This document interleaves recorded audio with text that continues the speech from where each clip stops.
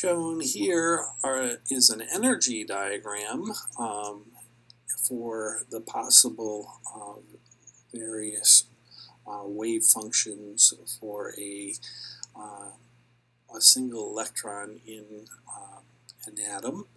And so on the y-axis is plotted the relative energy in units of 10 to the negative 19 joules. The values become more and more negative as you go down. This is following the convention of Bohr, where the zero value would essentially be when the electron is completely removed from the atom, and that is essentially the n equals infinity level.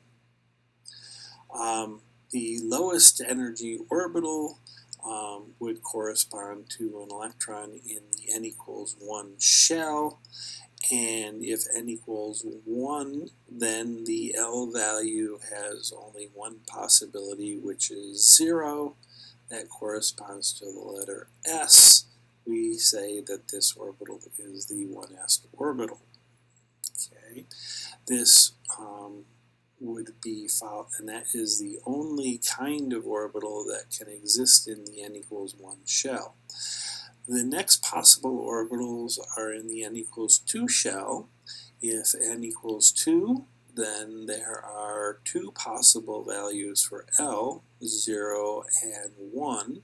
Those correspond to the letter S and P. Again, there's only one type of s orbital. The m sub L value has to be 0. But for the p-type orbital, there are three possible m sub L values. There's -1, 0, and +1. Hence the three green lines that you see in the n equals 2 shell. So there are two subshells in the n equals 2, the S and the P. There are a total of 4 wave functions, one of the wave functions being an S-type, and then 3 of them being P-type. In the n equals 3 shell, there are 3 different types of subshells. There's, again, an S, a P, and a D.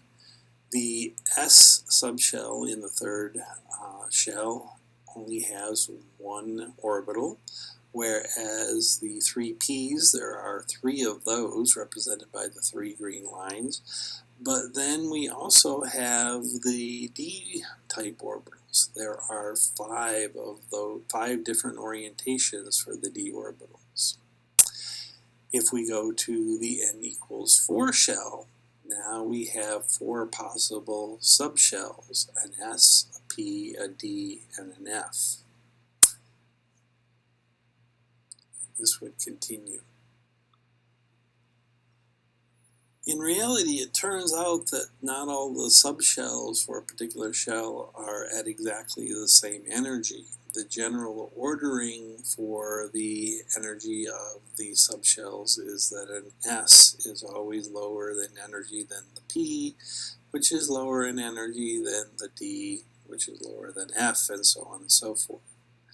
The ramifications of this are that once we go from the third shell, okay, which has an S and then a P and a D, the fourth shell, which has S, P, D, and F, there begins to be some overlap between the orbitals and the subshells for the different shells, and this certainly complicates issues when it comes to understanding the relative energies. But when we deal with the n equals 1 and 2 shells, it's relatively straightforward, and that simplifies things.